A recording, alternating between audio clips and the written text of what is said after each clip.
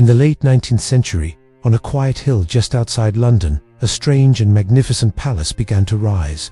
It looked like a fairy tale château plucked straight from the Loire Valley in France. But this wasn't the home of a king. This was a Rothschild estate, Waddesdon Manor. Today, we're going to dive into the dark, untold story behind this icon of old money. For most people who visit, it's just a beautiful house filled with priceless paintings and graceful fountains. But behind these opulent walls, deals were made that never appeared in newspapers. Guests were entertained whose names were never entered into official records, and decisions were reached that shaped the fate of entire countries. Here, the servants knew more than government ministers, and what looked like a simple family celebration often felt more like a secret council of war. How did a family of bankers manage to build themselves a private royal court, all while remaining deep in the shadows of power? What was the true price of all this glitter, and who ultimately had to pay it? And most importantly, if the walls of Waddesdon Manor could talk, what dark truths about old money would they finally reveal? If you enjoy these deep investigations into the Gilded Age and the powerful families who built it, please like this video and subscribe to the channel. Let me know in the comments which historic house you want me to explore next. Your support is what makes these detailed stories possible. Stories often start with buildings, but buildings keep their secrets far better than people do.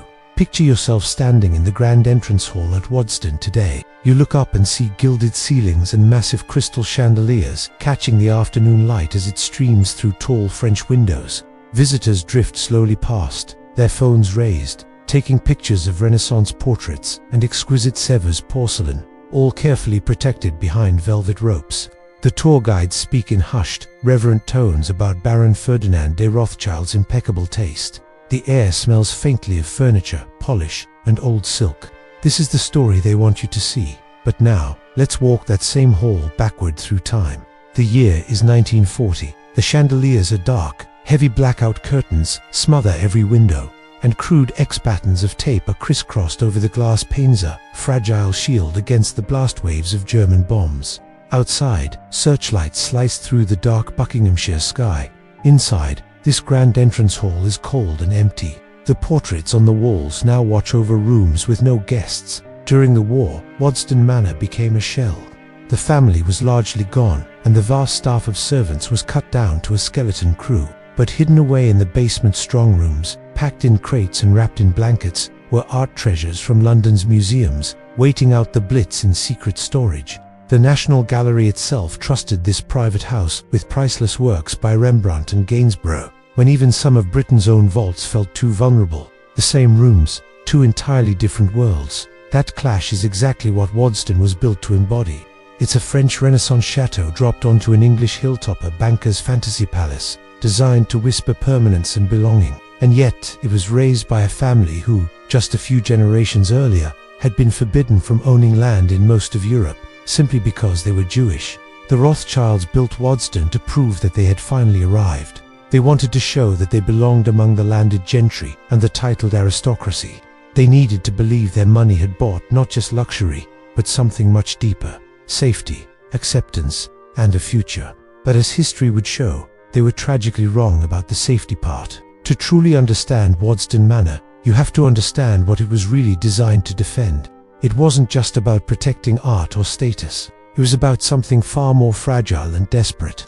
It was about the hope that wealth could build walls high enough to keep out the hatred that had followed this family across borders and through centuries. It was about the belief that a perfect house on a perfect English hill could finally give the Rothschilds what their global banking empire never could: the simple right to exist without apology. The question that haunts every gilded room in this mansion is this: what do you build when you know, deep down, that no fortress is ever truly permanent? What do you create when the very ground beneath your castle has always been contested? Baron Ferdinand de Rothschild began construction on Waddesdon in 1874.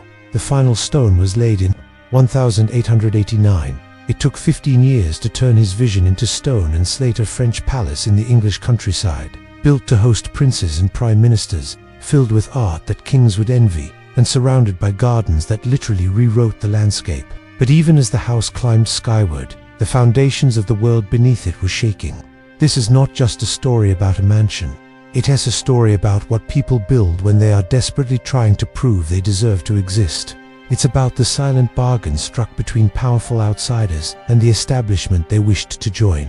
It says a story about the army of servants who kept the magnificent machinery of the house running, while their employers entertained the most powerful people in the world just upstairs. It's about the massive gap between a glittering public facade and the darker, colder calculations that took place behind closed doors.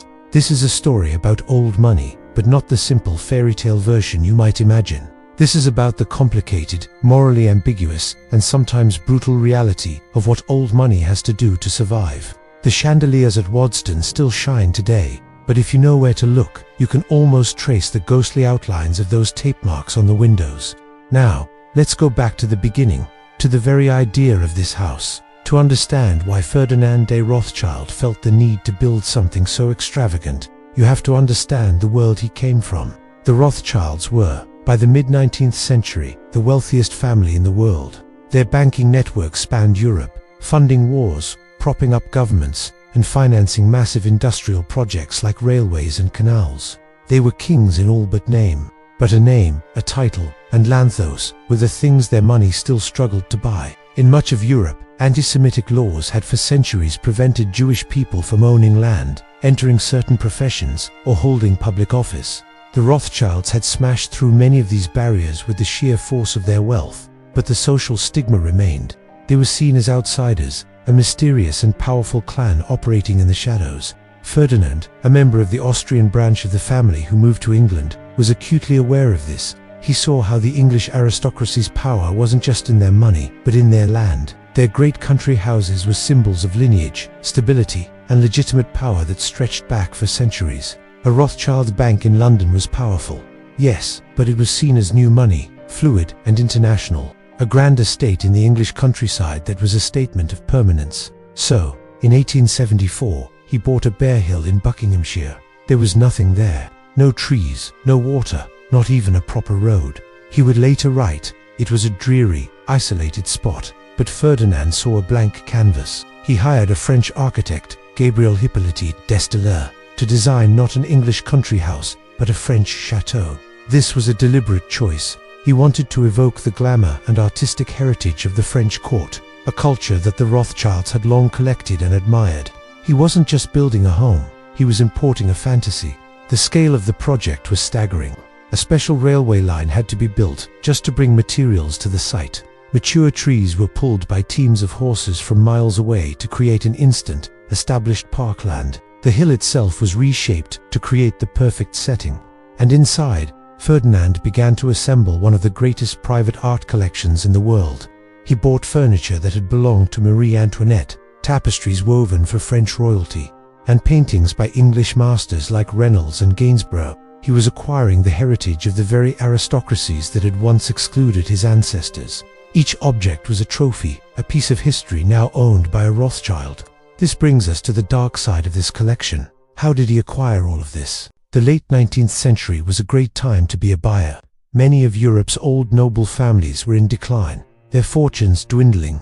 They were forced to sell off the family heirlooms that had been in their possession for generations. Ferdinand and his family had the cash to swoop in. So, while Waddesdon was a celebration of Rothschild's success, it was also built upon the quiet ruins of the old European order. Every beautiful object in that house tells two stories: the story of its royal creation and the story of the aristocratic failure that brought it to the market. When the house was finally ready, it became a stage for a very particular kind of performance. The guest lists for Waddesdon's weekend parties were a who's who of the British Empire. The Prince of Wales, the future King Edward VII, was a regular visitor. Prime ministers like Lord Rosebery and Arthur Balfour were often there. High-ranking politicians, foreign diplomats, and cultural figures all made the pilgrimage to the Vale of Aylesbury. This is where the real power of Waddesdon lay. These weren't just social gatherings. Over billiards, or during a stroll in the garden, crucial political discussions took place, away from the prying eyes of Parliament and the press. The Rothschilds were masters of soft power. They created an environment of such luxury and comfort that the most powerful men in the world felt at ease, willing to talk freely. Ferdinand wasn't a politician himself, but in the corridors of his own home, he could influence policy and gather information that was more valuable than gold. Think about the secrets those walls must hold, the private conversations that shaped colonial policy in Africa, the backroom deals that influenced financial markets, the whispered gossip that could make or break a political career. The official records of the time tell one story, but the real story was being written in the guestbook at Waddesdon Manor. And who made all of this possible? An army of servants, working tirelessly behind the scenes. In the Gilded Age, a house like Waddesdon was like a small town. There were cooks, maids, footmen, gardeners, stable hands, and electricians. Waddesdon was one of the first houses in England to have electricity. These people saw everything.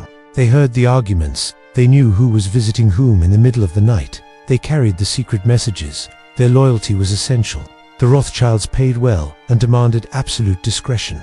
The servants of Waddesdon were the silent guardians of the family's secrets, living in a world completely separate from the glittering one upstairs. This perfect, controlled world that Ferdinand built was ultimately an illusion. Despite all his wealth and influence, he couldn't escape personal tragedy or the rising tide of antisemitism in Europe. His wife died in childbirth just a year into their marriage, and he never remarried. He poured all his energy into Waddesdon, making the house his life's work. But as the 20th century dawned, the world was changing. The Dreyfus affair in France showed that hatred could erupt even in the most civilized of nations. The rise of extremist politics across Europe was a direct threat to everything the Rothschilds had built. The safety they thought they had purchased was proving to be fragile.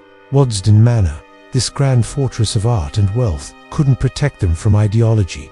It couldn't stop the wars that would tear Europe apart. The house that was built as a symbol of arrival and permanence became, in many ways, a beautiful, gilded cage, a reminder that no matter how high you build your walls, the dangers of the outside world can always find a way in. Today, Waddesdon Manor is managed by a Rothschild family charitable trust and is open to the public through the National Trust. It stands as a breathtaking monument to a vanished era, but it's also a cautionary tale. It teaches us that old money isn't just about yachts and fancy parties. It's a complex game of power, survival, and reinvention. It's about building fortresses, both literal and metaphorical, against a world that is often hostile and unpredictable. The next time you see a grand historic house, don't just look at the beauty of its facade. Ask yourself, what was this building trying to prove? What fears was it designed to keep out? And what secrets are still held within its walls? The answers are often far more fascinating and far darker than any official history will ever tell you. The man who would build one of England's most magnificent country houses was never supposed to survive his childhood. Ferdinand de Rothschild was born in Paris in 1839, a sickly, fragile child in a family defined by power. His father and uncles commanded the Rothschild banking empire across Europe, a colossal machine of gold, bonds, and political influence. His brothers were strong, groomed to inherit this world of high finance. Ferdinand was different. He was the pale, thin boy, watched over by doctors, kept apart, protected. But weakness teaches its own kind of lessons. It teaches you that your place in the world is never guaranteed. It teaches you that to survive, you must prove your worth in ways others never have to. And it teaches you a crucial skill. When the real world feels dangerous and unpredictable, you learn to build inner worlds you can control. As a teenager, Ferdinand was sent to England for his health. He was shy, foreign, and his role in the great family machine was completely undefined. It was there that he fell in love. Her name was Evelina, his cousin. In the Rothschild clan, marrying within the family was common practice. It kept the business tight and the wealth concentrated.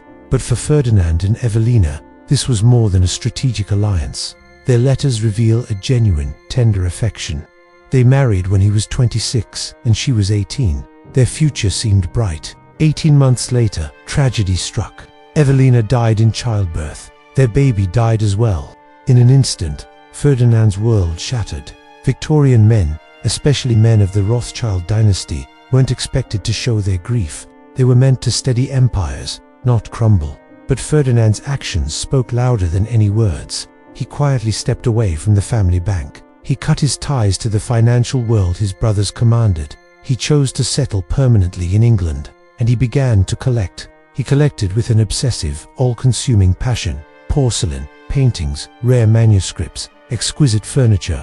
He amassed objects of beauty and history, things he could arrange, catalogue, and control. Unlike people, these objects could not leave him. They would not die. His London house soon overflowed. Rooms became storage units, Staircases were narrowed by crates. Every surface became a display for his growing treasure. But a collection of this magnitude needed more than just walls. It needed a stage. It needed a grand setting that would declare its importance to the world. It needed a castle. In the early 1870s, Ferdinand found a bare hill in the English countryside of Buckinghamshire and decided to build his stage. He would call it Waddesdon Manor. He said he wanted a country seat worthy of his name, but the psychology runs deeper. This wasn't just about building a house. It was about building a fortress against a life that had taught him how little he could truly control. It was a statement. He chose a French Renaissance château style, a bold, almost defiant piece of the continent, dropped into the English landscape. He was designing a place that would force the English aristocracy, who still viewed the Rothschilds as foreign, newly rich upstarts, to acknowledge his family's taste, their sophistication, their right to belong. Waddesdon became a monument to control, a masterpiece of curated perfection.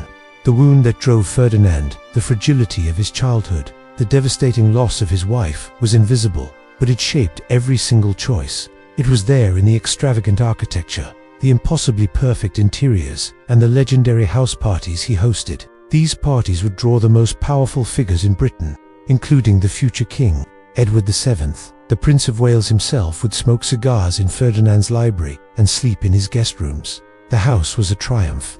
It seemed to scream, "Look at what I have made. Look at what I deserve. Look how I belong." But belonging that is paid for with gold and stone is a fragile thing. Ferdinand knew this. He knew that his family's position, no matter how powerful, was always subject to the shifting moods of society and politics. He understood a truth that haunted him his entire life. No matter how perfect the facade, the ground beneath your feet is never guaranteed. Not for a Rothschild. Not in the 19th century. Not ever. Still, he had to try. He had to build something permanent in a world that felt so temporary. He had to carve his own legacy out of beauty and grief. And so, on that empty hill in Buckinghamshire, the construction of his magnificent, heartbreaking masterpiece began. Waddesdon Manor stands today not just as a house, but as the story of a man who turned his pain into something beautiful, a fragile boy who built his own kingdom to feel safe. In 1874, a man named Baron Ferdinand de Rothschild bought a problem. It was a 2,700-acre slice of the English countryside, a beautiful expanse of rolling fields and ancient hedges, but right at its heart was a bare, windswept hill. No sensible architect would ever choose to build on it. The locals thought he was completely mad. Why? Because building on a hill means everything has to be dragged upward. Every single brick, every beam, every piece of stone, thousands of tons of material fighting gravity, all on roads that didn't even exist yet. The nearest train station was miles away, and the local village was tiny, completely unprepared for the monumental project that was about to begin. When Ferdinand's agents started hiring laborers and placing massive orders for supplies, the true scale of his ambition became clear. This wasn't just going to be another English country house. This was an engineering campaign disguised as architecture. Ferdinand deliberately hired a French architect, Gabriel Hippolyte d'Estailleur, because he wanted something that looked nothing like a traditional English estate. He didn't want polite symmetry or calm classical lines. He wanted a French château from the Loire Valley, the kind of magnificent structure 16th century nobles built to prove their power and influence to the king. The irony was not lost on anyone. Here was a Jewish banker hiring a French architect to build a French palace in the middle of England, all to impress the English aristocracy. But Ferdinand understood the power of symbols better than most. He knew that if you can't be born into old European elegance, you can at least buy its blueprints and reassemble it, stone by painstaking stone, on foreign soil. The real work began in 1877, and it started with the hill itself. The bare summit had to be completely reshaped, leveled, and prepared for foundations that could support a weight the land had never known. They brought in massive steam engines to power the excavation. Workers dug down to solid bedrock in some places, then built enormous retaining walls to hold the newly sculpted terrain in place. Then came the approach. Ferdinand commissioned a long, winding drive that snaked its way up the hill. It was designed to reveal the house in stages, building anticipation with every turn of the carriage. This road wasn't just practical, it was theatrical. Later visitors would describe the journey up to the house as breathtaking, which was exactly the effect Ferdinand had intended. Slowly, the house began to rise from the plans into reality. Pale, beautiful stone arrived from Bath. Slate for the iconic roof came all the way from Wales. He brought in master craftsmen from France to create the intricate ornamental carvings. A central tower soared into the sky, with wings stretching out to the east and west. And there were windows, dozens upon dozens of tall, multi-paned windows, designed to flood the interiors with a brilliant, natural light that most dark, old English country houses could only dream of. But there was one part of Waddesdon that the distinguished guests almost never saw: the basement. Beneath all the gilded reception rooms and magnificent portrait galleries lay a hidden world. It was a maze of servant corridors and service spaces, sprawling kitchens, sculleries, huge storage vaults, and vast wine cellars. This was an entire underground infrastructure, built to keep the great house running like clockwork while remaining completely invisible to the world above. The servants' wing was physically and socially separated. Staff used different doors, different staircases, and moved along carefully planned routes to ensure they never crossed paths with the family or their guests unless they were summoned. Now, this separation between upstairs and downstairs wasn't unusual for the era. Every great house had one, but the sheer scale of Waddesdon pushed this system to its absolute extreme. Ferdinand employed dozens of staff, and once the estate was fully operational, that number would climb to well over 100 people. Each person had a very specific role: footmen, maids, cooks, grooms, gardeners, and every single one of them understood that the effortless magic experienced upstairs, the perfectly timed dinner courses, the roaring fires in every hearth, the spotlessly clean rooms depended entirely on them staying out of sight.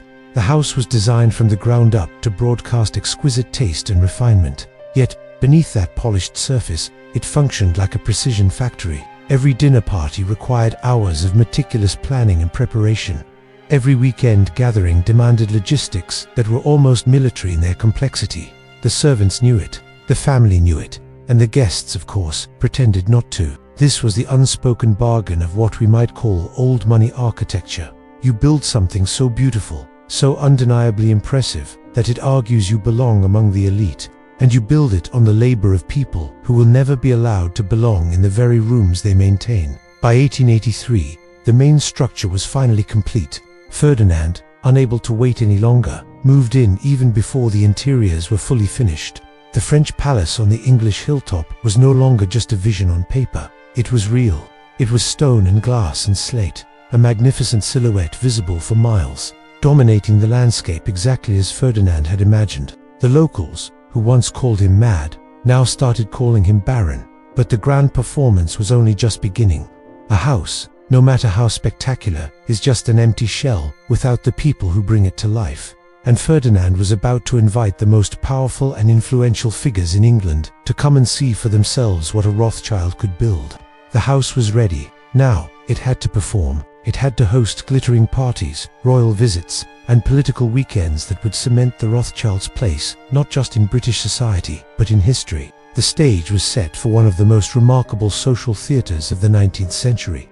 Imagine building not just a house, but a stage. A stage designed for the most elaborate production of your life. This was the vision of Ferdinand de Rothschild when he created Waddesdon Manor. It wasn't meant to be just a home. It was a carefully crafted statement, a monumental effort to win over the one audience that truly mattered, the British establishment. Ferdinand understood that to solidify his family's place in society, he needed more than just wealthy friends or fellow bankers. He needed the ultimate seal of approval.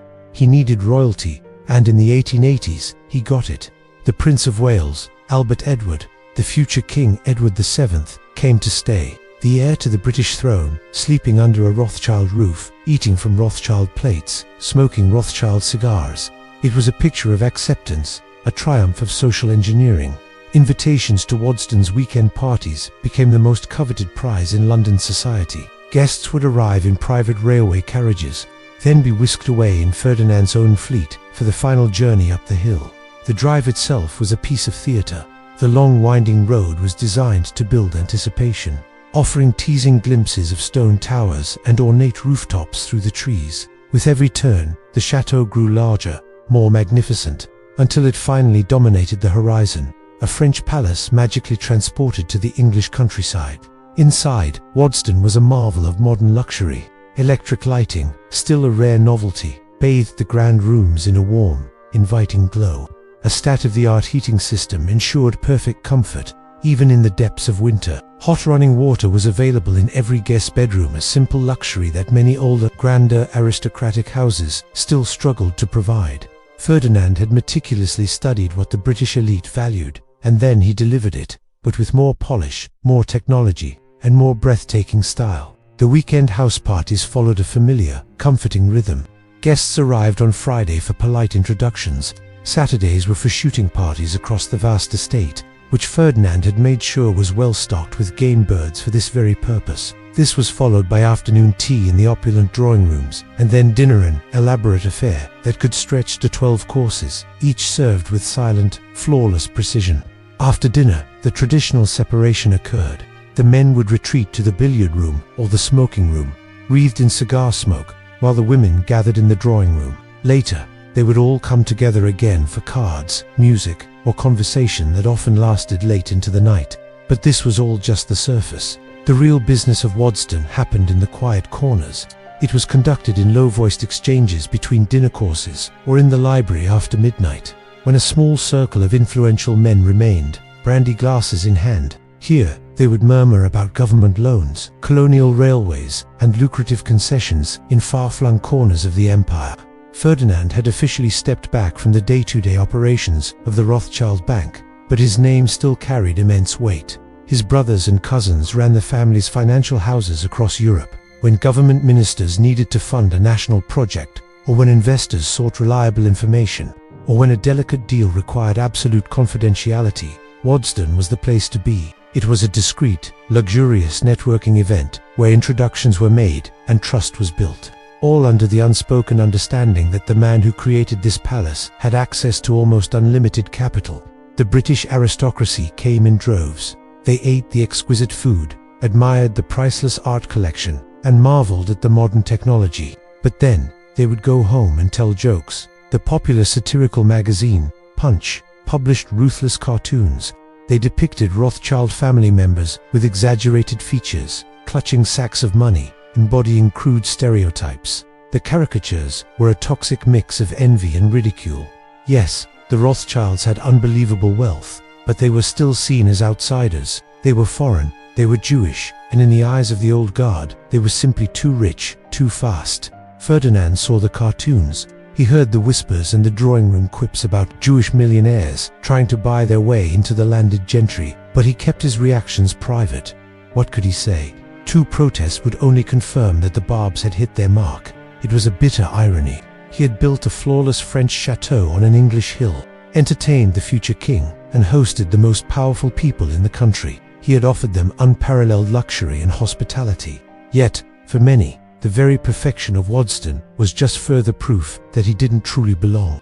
It was a magnificent stage, but perhaps the role he most wanted to play, that of a true English gentleman, was the one role they would never let him have. So, what do you do when the world refuses to let you in? Do you retreat, or do you double down? Ferdinand de Rothschild chose to escalate. If they whispered that his new house, Waddesdon Manor, was too extravagant, he made it more dazzling.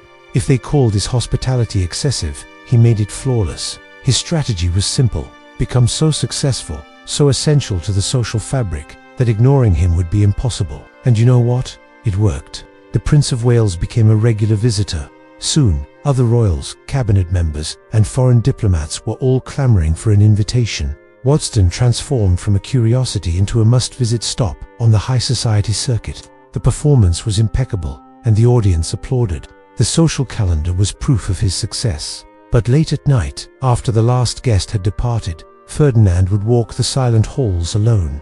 He'd pass by priceless art, through rooms furnished with pieces once owned by French royalty, and stand in the heart of a castle that took 15 years and a fortune to build. And in that quiet, a question always lingered: was he safe yet? Had this finally been enough? The honest answer, the one he could never quite shake, was always the same: not yet, not entirely. So the grand weekends continued. The trains kept arriving from London, the rooms stayed full, and Ferdinand kept proving, again and again, that he belonged in a world still unsure if it would ever fully accept him. Then, at the age of 58, the story took a turn. Ferdinand had never remarried after the tragic death of his wife Evelina, and he had no children. The magnificent castle he'd built to declare permanence, to secure a Rothschild future in England, suddenly had no direct heir. And this reveals the fundamental flaw in using architecture as proof of stability.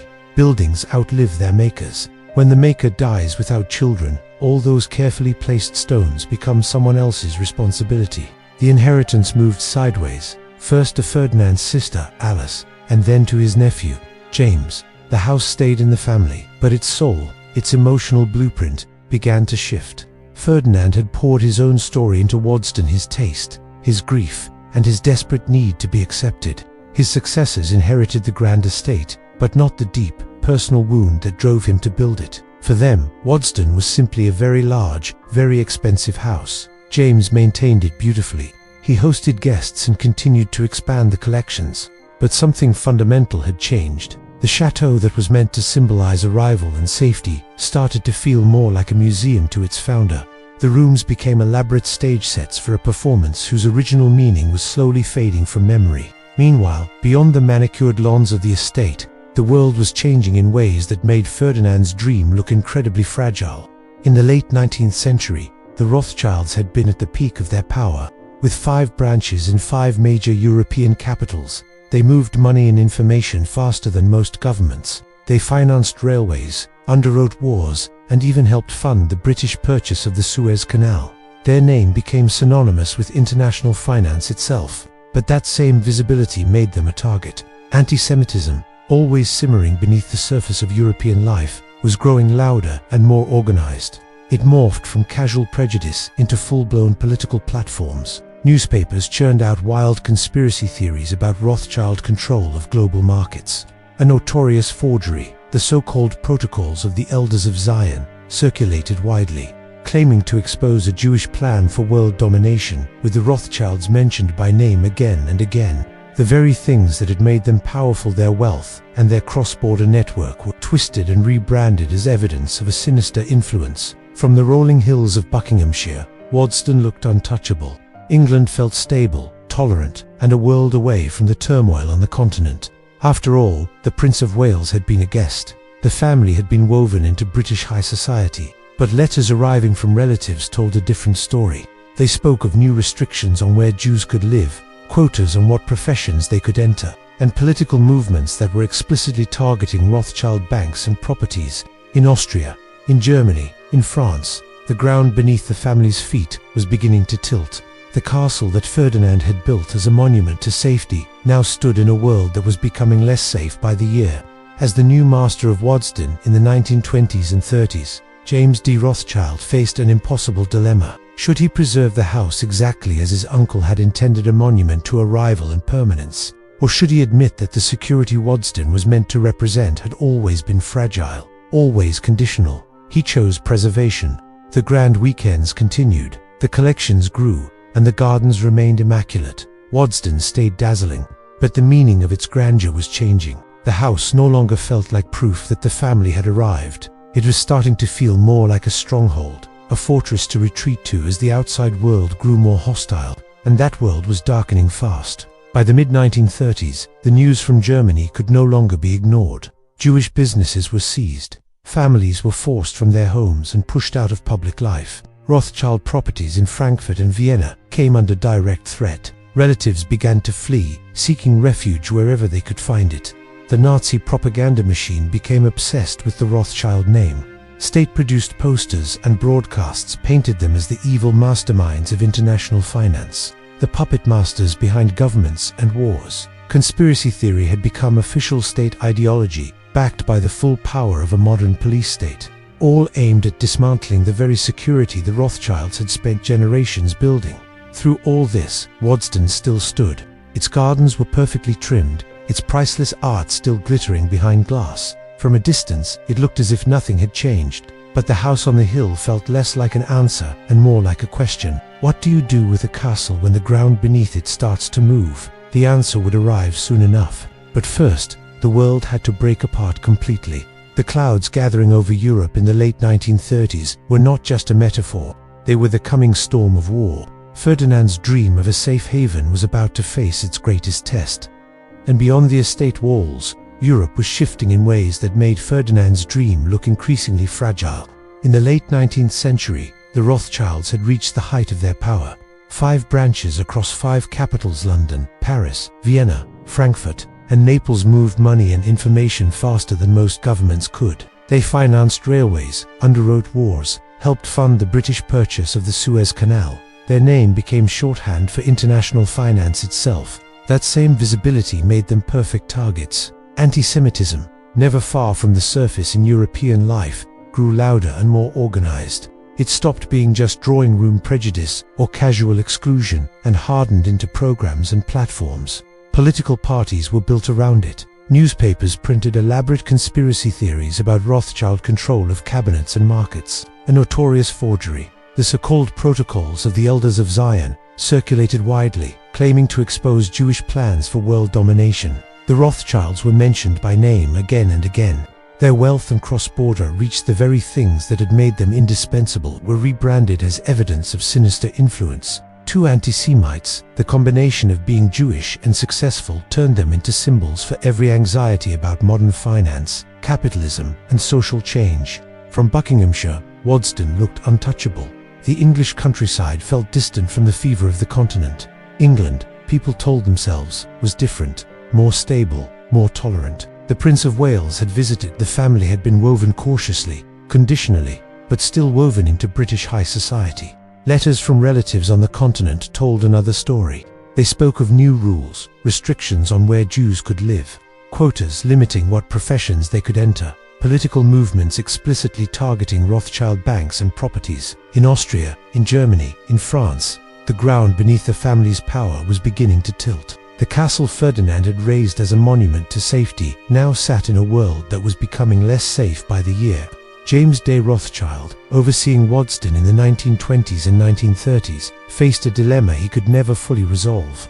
Should he preserve the house exactly as his uncle had conceived it, a monument to arrival and permanency, even as European anti-Semitism grew more threatening? Or should he admit that the security Waddesdon was meant to symbolize had always been conditional at best? He chose preservation. The weekends continued, the collections expanded, the gardens remained immaculate. Waddesdon stayed dazzling, but the meaning of its grandeur was changing. The house no longer felt like proof that the family had arrived. It was starting to resemble a stronghold, a place to pull back to when the outside world grew hostile, and that outside world was darkening fast. By the middle of the 1930s, news from Germany could not be waved away. Jewish businesses were being seized. Jewish families were pushed out of jobs, homes, public life. Rothschild properties in Frankfurt and Vienna came under direct threat. Relatives fled to London, to Paris, to anywhere that still seemed relatively safe. The Nazi propaganda machine fixated on the Rothschild name. State-produced posters and broadcasts painted them as the invisible masterminds of international finance, the supposed puppet masters behind governments and wars. Conspiracy theory turned into official ideology, and now it was backed by the full machinery of a modern state. Police, courts, bureaucracy, army, all aimed at dismantling exactly the kind of networked power and security the Rothschilds had spent generations constructing. Waddesdon still stood. The parterres were still precisely trimmed. The art still glittered behind glass. From a distance, nothing had changed. But the house on the hill was beginning to feel less like an answer and more like a question. What do you do with a castle when the ground beneath it starts to move? The reply would arrive soon enough. First, the world had to fracture completely. The clouds gathering over Europe in the late 1930s were not just metaphorical. They were real storm fronts rolling from east to west, and Waddesdon, exposed on its hilltop, lay directly in their path. Understanding why Waddesdon mattered means understanding what the Rothschilds actually did. Most people think of them as simply rich bankers, a convenient label. But the engine behind their wealth, how it was created, how it moved, what it paid for, was far more intricate and far more consequential than that phrase suggests. The system began with 5 brothers in the early 19th century. Their father, Meyer Amschel Rothschild, ran a modest but ambitious banking house in Frankfurt. As his sons came of age, he did something unusual. He scattered them across Europe. Nathan went to London, James to Paris, Salomon to Vienna, Karl to Naples. Amschel remained in Frankfurt. 5 brothers, 5 cities, 5 banking houses that behaved not as rivals, but as one organism. The real innovation was not just money, it was communication. Before telegraphs and telephones, information traveled at the pace of horses and ships. The Rothschilds built their own courier network, trusted riders carrying encrypted letters between the 5 branches, often moving faster than official mail, faster than diplomatic channels. They heard about political crises, military campaigns, and market shocks before almost anyone else. Information in their hands became profit.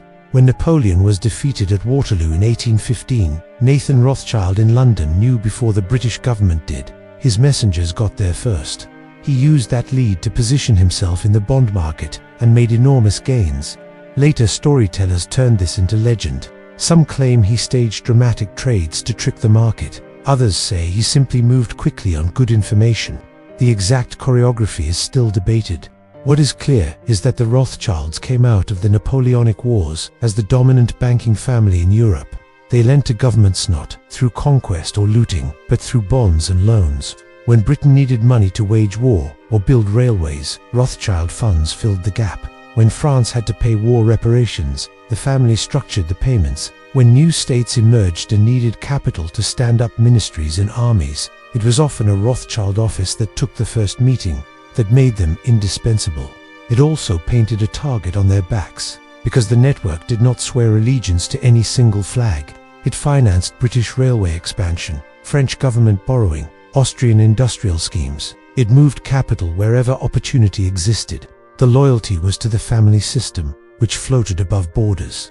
In peacetime, this was brilliant. Money flowing between London and Paris and Vienna, contracts negotiated between cousins, profits piling up across the network. In wartime, those same cousins found themselves on opposite sides of the battlefield. The family's footprint. Have you ever wondered what secrets are hidden within the walls of a magnificent country estate? Let's pull back the velvet curtain at Waddesdon Manor, a fairy tale chateau built not just for pleasure, but for power. Waddesdon wasn't a bank branch, but it was a crucial hub for the Rothschild family's financial empire. Think of it as a polished, private stage where global power players could meet.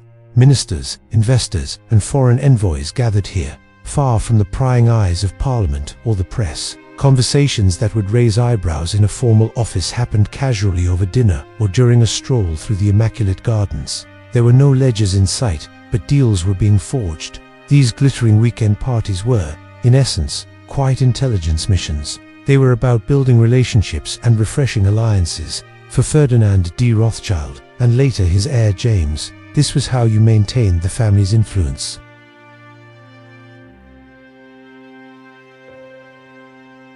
And making sure the people who mattered felt completely at ease in your home. Who showed up at Waddesdon was just as important as what they did there. A cabinet minister staying for the weekend meant a direct line into government thinking. A foreign diplomat shooting pheasants on the estate could mean early whispers of shifting borders or new trade deals. When the Prince of Wales himself was seen lounging in the library with a cigar, it signaled royal favour, which opened doors at every level of British society and politics. The house was never just one thing.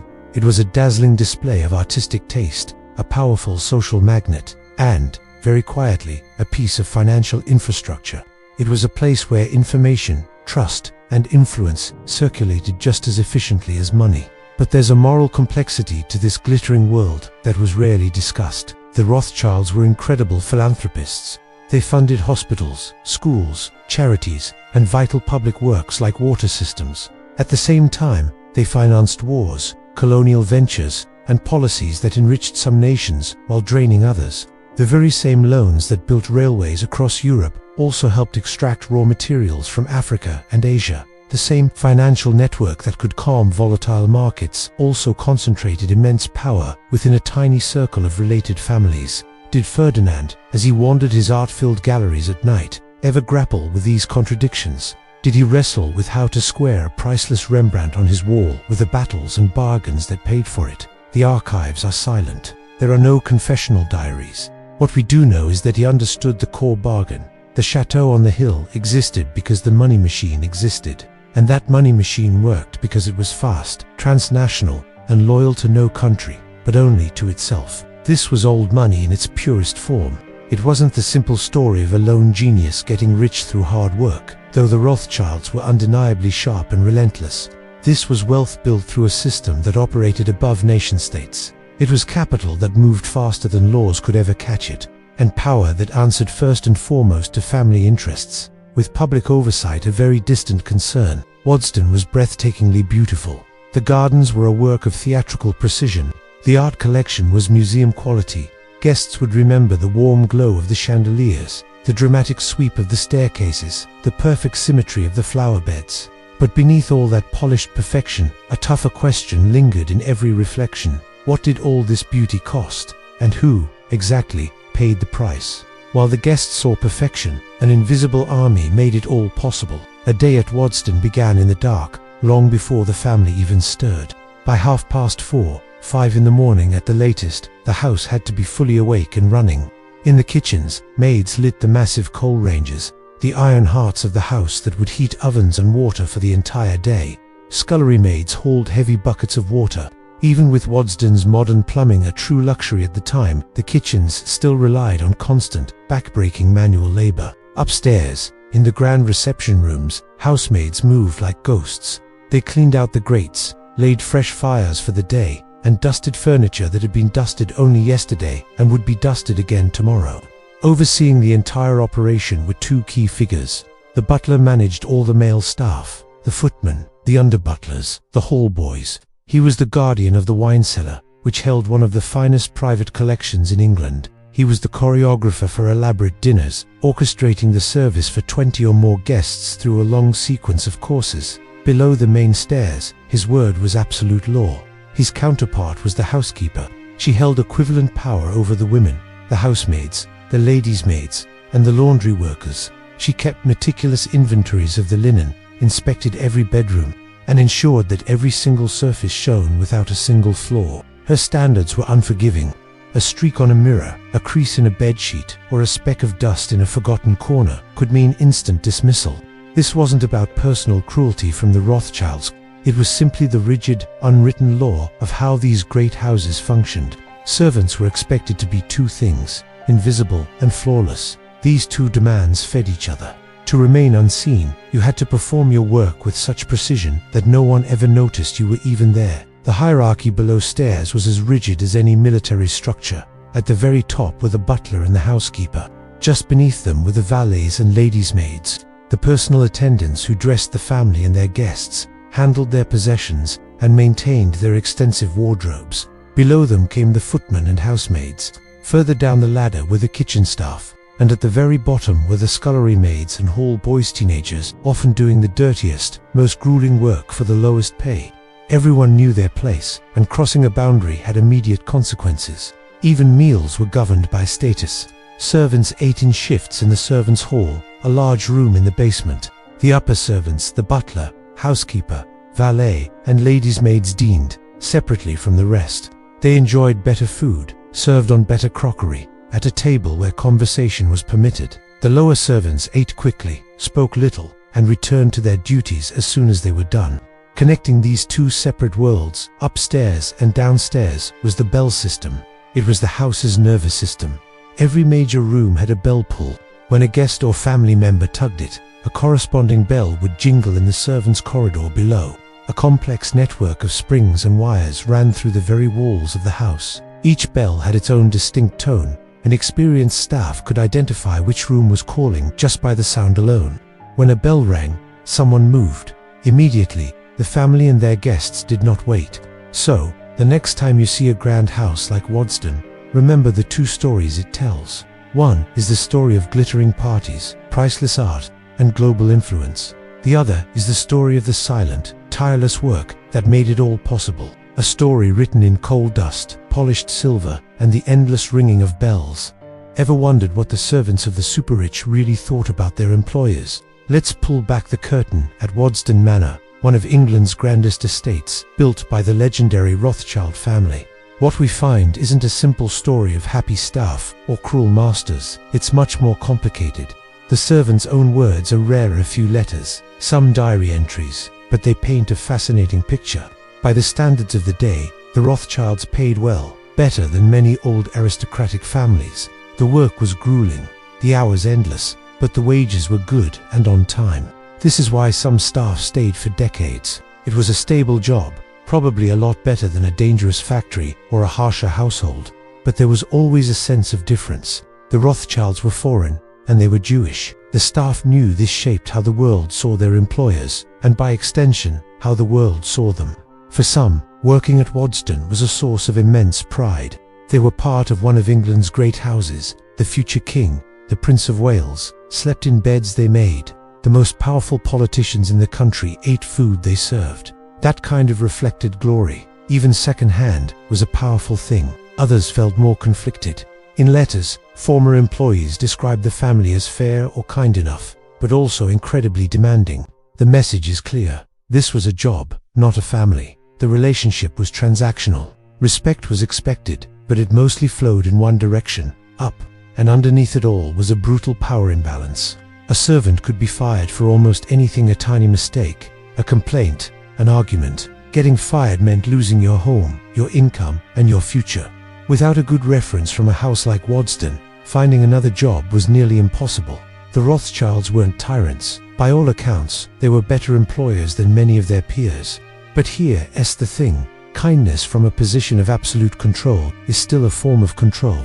A gentle master is still a master. The servants were the invisible engine that made Waddesdon run. They created the illusion that this world of effortless wealth and beauty just existed, that fireplaces lit themselves, that lavish 12-course meals simply appeared. They upheld the fantasy, and they did it all knowing they would never be a guest at the table. They polished priceless treasures they could never dream of owning. That was the bargain. That's how old money worked. It wasn't just about cash. It was about an accumulation of invisible labor, of other people's effort built into the very walls, and then completely erased from the story. Today, the servants' bells hang silent in the corridors, museum exhibits, but once, they rang constantly, and every time they did, someone ran. While the servants knew their place in the hierarchy, the Rothschilds' own position was far less secure than it appeared. Around the same time, a vicious cartoon appeared in a French newspaper. It showed a monstrous figure with a hooked nose and clawed hands, strangling a globe labeled World Finance. The caption was simple: Rothschild. This wasn't some fringe publication. These caricatures were everywhere, in mainstream papers across Europe. The details changed. Sometimes the figure clutched money bags, other times puppet strings attached to tiny politicians, but the message was always the same. The Rothschilds were a sinister, inhuman force secretly controlling the world. This was casual, normalized antisemitism, part of everyday public life. And here is the great paradox. At the very same time these cartoons were being published, the Prince of Wales was a regular guest at Waddesdon. Queen Victoria herself had attended Rothschild weddings. The family held titles granted by the British Crown. Their money funded hospitals, schools, and parks. They were insiders, essential to the financial and social fabric of the nation. They were at once essential and despised, celebrated and mocked, powerful and vulnerable. The English aristocracy embodied this contradiction perfectly. They flocked to Waddesdon's parties, admired the art collections, and begged the Rothschilds for loans to save their own failing estates. Some even married Rothschilds' daughters for their enormous dowries. And then, they'd go home and make jokes about their Israelite friends and their Oriental taste. The compliments always had a subtle sting, a reminder that they were not quite English. The Rothschilds heard it all. They were far too intelligent and connected not to. They saw the cartoons, they heard the whispers. Ferdinand de Rothschild's response was to build higher, to collect more, to make Waddesdon so undeniably magnificent that it could not be ignored. It was a form of defensive architecture. The stone walls and towers were a shield, but so was the impeccable taste, the flawless art, the perfect hospitality. If the world was going to sneer, let them sneer at a French château filled with masterpieces their own families had been forced to sell off. Every perfect dinner party was a statement. Every royal visit was a piece of evidence. The house itself seemed to scream, "See what we have created. See how well we understand your world. See how we belong." But belonging that's bought with perfection is exhausting, because once perfection is your ticket in, you have to maintain it, always. One mistake, one scandal, one moment of seeming too much in the wrong way, and the fragile acceptance could shatter. The Rothschilds couldn't afford to just be good. They had to be exceptional. Their houses had to be more magnificent, their parties more glamorous, their philanthropy more generous. and their business dealings more discreet than anyone else's. Any failure would just confirm what the cartoons already claimed, that they were outsiders just playing dress-up. This immense pressure shaped everything. It drove the obsessive attention to detail at Waddesdon, the carefully managed guest lists, and the political donations spread across all parties, ensuring the family always had friends in high places. It even influenced their strategy of marrying within the family, to keep their wealth and influence consolidated. Their motto might as well have been, "Never complain, never explain." It was a survival strategy, wearing a mask of effortless success, and for the most part, it worked. The family stayed powerful, the bank thrived, Waddesdon still gleams. But underneath it all was the constant, gnawing awareness that it was all conditional. The invitations could stop, the titles could be revoked. The foundations of their magnificent castle were not as solid as those of families whose names were written in the Doomsday Book. It was a gilded cage, a performance of power that could never, ever stop. For centuries, the English aristocracy could trace their lineage back to the knights who stormed the shores of England with William the Conqueror in 1066. Their belonging was carved in stone, a birthright passed down through generations. The Rothschilds, however, had a very different story. Theirs began in the Jewish ghetto of Frankfurt, on streets where they were locked in at night, barred from many trades, and legally treated as permanent outsiders. Ferdinand de Rothschild, the builder of the magnificent Waddesdon Manor, was only a generation removed from that world. His family carried the memory of the ghetto like a second spine. It wasn't just history, it was a living instinct that shaped their every move, their defensive posture, their relentless pursuit of perfection, and their deep-seated need for control. They learned a harsh lesson from history. Safety is always temporary. You could be loved and hated in the same breath. You could own a palace grander than a king's, and still not truly own your place in the country you called home. This was the impossible tightrope the Rothschilds walked. Caricatures mocking their Jewish heritage appeared in newspapers, yet invitations to the most exclusive parties kept arriving. They had to be visible enough to matter, but not so visible they became an easy target. They needed to be wealthy enough to command respect, but not so ostentatious that it fueled resentment. They had to be Jewish enough to remain true to themselves, but not so openly Jewish that Christian society would shut them out. It was a balancing act that no one, no matter how powerful, could maintain forever. And then, in August 1914, the world broke. The balancing act shattered. When World War I erupted across Europe, the very design of the Rothschild banking network became its greatest liability. This was a system built on blood ties that stretched across capitals, designed to float above national borders. Suddenly, that was impossible. Nations demanded absolute loyalty. You were British or German, French or Austrian. You could not be all of them at once. The family had major branches in London, Paris, Vienna, and Frankfurt. Cousins who had worked side by side for decades woke up to find themselves on opposite sides of a brutal conflict. The London Rothschilds were now British. The Vienna and Frankfurt Rothschilds belonged to the Central Powers. The Paris Rothschilds were French. It was the same family, now wearing different uniforms and waving different flags. This created situations with no good answers. Lionel Walter Rothschild, Ferdinand's nephew in England, was a proud British citizen. He supported the war effort without hesitation. But at the same time, his cousins in Germany saw their businesses labeled as enemy assets. What do you do when your own family is officially the enemy? The only practical answer was to stop talking. The London branch cut all formal communication with Vienna and Frankfurt. Business ties that had run smoothly for nearly a century were severed. The family network, once their greatest advantage, had become a source of danger. Each branch now had to prove its loyalty to its own government, and the easiest way to do that was to act as if the others didn't exist. But beneath the surface, a much deeper crack was forming. The war tore through the illusion of safety that places like Waddesdon Manor were built to project. Yes, the estate itself was far from any front line. Buckinghamshire wouldn't see German troops. No trenches were dug through Ferdinand's pristine gardens, and no shells landed on his fairy tale towers. But the war still arrived. It arrived in the form of the men who left the estate and never returned. Waddesdon's staff was decimated. Footmen and hallboys enlisted. Gardeners put down their tools and picked up rifles. The underbutler, the second footman, 3 of the stable hands, they all signed their names at recruiting offices and went to fight in France. Some came back with terrible wounds. Some came back in coffins, and many never came back at all. Today, Their names are chiseled into the estate's war memorial, a simple stone where their names are listed in alphabetical order. No separation between servants and family. In death, for once, the rigid hierarchy fell silent. The house itself carried on, but only just. James de Rothschild, who inherited Waddesdon, enlisted and served with distinction. While he was away, the grand château sat mostly empty.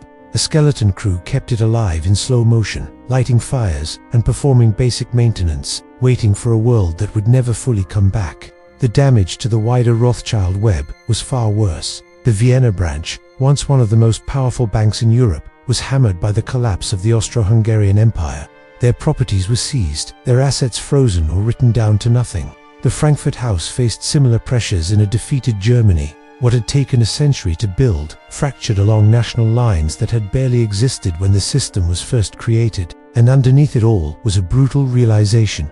Money could not insulate anyone from the horrors of industrialized slaughter. The Rothschilds had financed railways and entire governments. They had underwritten national debts, built palaces, and bought priceless masterpieces. They had entertained princes and prime ministers under ceilings painted with gold. But none of that mattered to a machine gun or a high-explosive shell. When millions of men were mobilized to kill and be killed, no castle on a hill could guarantee that its staff, or even its owners, would be spared. Ferdinand's dream of finding security through success now looked fragile, almost naive. You could build the perfect house on an English hill, fill it with beauty, and prove over and over that you belonged. But then war arrives, and the boys who polished your silver die in the mud of a foreign field. And your family's global business is ripped apart along the battle lines. All that perfection suddenly reveals how little you can actually control. The moral complexity of the family's position also became impossible to ignore. The Rothschilds, like most major banks, helped issue the bonds that funded the war on multiple sides: British war loans, French government borrowing, and later, post-war reconstruction. They earned fees and interest from the very mechanisms of a war that was destroying people they knew. But because of their name, the Rothschilds became a perfect target. During and after the war, anti-Semitic propagandists had a field day. They claimed Jewish financiers had deliberately caused the conflict for profit. The old, ugly caricatures grew sharper. New posters and pamphlets spread even wilder conspiracy theories, accusing the Rothschilds of profiting from Christian bloodshed and manipulating governments into war. The war marked the end of an era, not just for the Rothschilds, but for the world. The belief that wealth and influence could create a bubble of safety, a fortress against the chaos of the world, was shattered forever. The story of Waddesdon and the family who built it is a powerful reminder that history is relentless, and that even the most gilded cages cannot protect you when the world decides to break. The First World War shattered the illusion that wealth could buy safety. When James de Rothschild returned to Waddesdon Manor after 1918, the house was physically intact, but its soul was bruised. The collections were in place, the gardens could be revived, but a heavy atmosphere lingered. The staff was smaller, and the parties, when they resumed, lacked the old certainty. Out on the grounds, a new memorial stood dedicated to the estate's staff who had died in the war. These young men had polished the silver, served the wine, and tended the hedges, maintaining the magnificent illusion of Waddesdon. Their names, carved in stone, became the most honest thing on the estate, a stark reminder that the chaos of the world had breached its walls. The château, built as a fortress of beauty and protection, had failed in its deepest promise. Accusations against the family had always swirled, but now they took on a sharper edge. Yes, the Rothschilds had profited from war finance, but so had nearly every major bank in Europe. The difference was perception. When Christian-owned banks earned money from war, it was seen as patriotic service. When Jewish-owned banks did the same, it was twisted into proof of a sinister plot. This double standard wasn't new, but in the post-war world, it was becoming more dangerous. In the early 1920s, James de Rothschild threw himself into restoring Waddesdon. The house was scrubbed, the gardens were returned to their perfect symmetry, and the chandeliers blazed once more. On the surface, the glamour returned. Fast cars, like Rolls-Royces and Bentleys, now sped up the drive, replacing the horse-drawn carriages. Jazz music crackled from gramophones, hemlines rose, and cocktails became fashionable. Modernity had arrived at the château. New money mingled with old aristocracy, and social rules seemed to be loosening. You'd think this new, more open society would have been a relief for the Rothschilds, a family of Jewish bankers with a French-style château in the English countryside. It should have been easier to fit in. But as society modernized, so did antisemitism. In Germany, the fragile Weimar Republic was racked by instability. Their propaganda was crude but effective, and it fixated on Jewish finance as the root of all Germany's problems.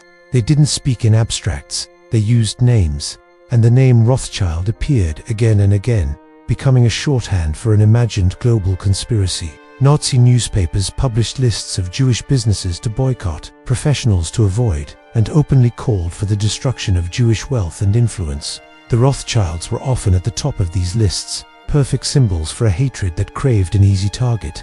News of this escalating persecution reached James at Waddesdon through letters from his relatives in Frankfurt and Vienna. Each year, the tone of these letters grew darker. They wrote of business restrictions, social exclusion, and brutal street violence. The German and Austrian branches of the family were under immense pressure. Their properties were seized, their bank accounts frozen. The entire machinery of the state was being turned against them. James would read these harrowing accounts in the Waddesdon Library. This was the same room where his predecessor, Ferdinand, had entertained the future King of England, where government ministers had debated policy over cigars, and where the illusion of absolute security had been so carefully constructed. Now, that illusion was cracking apart all across Europe. Even in France, where another major branch of the family resided, the situation was tense. French antisemitism had its own deep-rooted history, and while less overtly violent than in Germany at the time, it was a persistent threat. The French Rothschilds carried on, but with a growing sense of caution. England, by comparison, still felt like a sanctuary. Of course, British antisemitism existed. The casual jokes, the exclusive clubs, the subtle prejudices had never gone away, but it lacked the state-sponsored systematic brutality that was taking hold in Germany and Austria. British Jews faced social ceilings and prejudice, but not yet organized campaigns of elimination. Waddesdon, with its manicured lawns and priceless art, stood as a beautiful but fragile bubble. The parties continued, the jazz played on, but the family knew the world outside was changing. The belief that wealth could build a fortress against hatred was gone. Beyond the horizon, something far worse was gathering storm. In the 1930s, the purpose of Waddesdon Manor began to shift. The grand house, built by Ferdinand de Rothschild to symbolize his family's place in European high society, was transforming into a refuge. As the political climate across Europe darkened, family members started arriving from France, Austria, and Germany. These were cousins whose businesses were failing, relatives who had been forced out of their jobs or harassed on the streets simply for being who they were. The very place designed to prove the Rothschilds belonged was now a safe house for those being told they belonged nowhere. Life at Waddesdon developed a strange duality. On weekends with British guests, everything appeared perfectly normal. There were shooting parties in the fields, formal dinners under glittering chandeliers, and conversations flowing as they always had. It was a flawless performance of aristocratic life. But on quieter weeks, when only family was present, the atmosphere changed completely. The same elegant drawing rooms became strategy centers. Conversations turned to escape routes, deadlines, and desperate plans. What should be done with the Frankfurt house? Should they pull out of Vienna entirely? How could they get vulnerable relatives to the safety of London or Paris before the borders closed for good? James de Rothschild, who had inherited the estate, tried to manage both these worlds. There was the public Waddesdon, elegant, generous, and deeply connected to British politics and culture. And then there was the private Waddesdon and operations room for a family under immense pressure, a place where survival plans were drawn up in spaces originally designed for entertainment and leisure. Even Ferdinand's magnificent art collection took on a new, urgent meaning. These were no longer just beautiful objects to be admired on walls and pedestals. They became condensed, portable wealth. They were assets that could be moved quickly, hidden if necessary, or sold to fund an escape. Paintings and treasures began to quietly travel to secure vaults in London and storerooms in Paris, where they might be safer than on the walls of a house that was increasingly under threat. By the mid-1930s, it was impossible to ignore what was happening in Germany. Hitler was in power. The Nuremberg laws had stripped Jews of their citizenship and basic human rights. The original Rothschild Bank in Frankfurt, the very place where the family's story began with Meyer Amschel lending coins from a small house, was forcibly closed. That ancestral home was seized by the state. Then came November 1938, Kristallnacht, the night of broken glass. Letters and cables flooded into Waddesdon with horrifying news. They described synagogues burning, Jewish shops smashed and looted, and men being dragged from their homes and beaten in the streets. This wasn't random violence. It was a coordinated, state-directed campaign of terror. In late 1938, James convened a family meeting at Waddesdon. The agenda was brutally simple: survival. How could they get their remaining relatives out of Germany and Austria? How could they protect what assets were left? And how could they keep the still functioning parts of their banking empire alive, while accepting that some branches would have to be abandoned forever? The grand château, sitting peacefully on its English hill, felt both sheltered and dangerously exposed. Geographically, it was far from the violence, but symbolically, it was exactly the kind of place that fascists loved to point at, a highly visible symbol of Jewish wealth and influence. The very features that had once made Waddesdon a triumph of belonging now made it a perfect target. The beauty of the place didn't fade. The formal gardens were still perfectly clipped. The fountains still played in the sunlight. The priceless art still shone behind glass. But it was a beauty resting on thin ice. Everyone could sense the cracks forming, even if they couldn't yet see how deep they ran. By 1939, the question was no longer if war would return to Europe. It was a question of what Tandu would still be standing when it was all over. Ferdinand had built Waddesdon to last forever, to secure a sense of permanence, to prove that the Rothschilds belonged in Europe as much as any ancient aristocratic family. But just 60 years later, Europe was preparing to tear itself apart again. And this time, the Rothschilds weren't just figures in political cartoons. They were being explicitly named as enemies of the state. The lights at Waddesdon were about to go out again, but this time, nobody could be sure if they would ever come back on. The blackout order arrived in September 1939. Every single window at Waddesdon had to be covered. Heavy curtains were hung, and tape was stretched across the glass panes in X patterns to reduce the danger of shattering from a bomb blast. The magnificent chandeliers, which had once symbolized Ferdinand's victory over darkness blazing with electric light when nearby villages still relied on gas, went dark. The house became a shadow of its former self. James de Rothschild, then in his 60s, joined the military again. He had already served and been wounded in the First World War, but he felt a duty to serve once more. The family's main London house was closed, and Waddesdon became their primary refuge. But it was a stripped-down, hollowed-out version of what it had once been. Most of the staff were gone. They had enlisted, been conscripted, or were working in factories now, producing weapons instead of peacetime goods. A skeleton crew remained, tasked with keeping the basics alive, maintaining the structure, preventing damp from creeping into the walls, and stopping the vast grounds from falling into total disrepair. The magnificent formal gardens were largely abandoned. The vast greenhouses, which had once produced exotic flowers and fruits for Ferdinand's legendary weekend parties, were now used for a much more practical purpose: growing vegetables. It was a powerful symbol of the times. The house, built to showcase opulence and refinement, was now focused on simple, stark survival.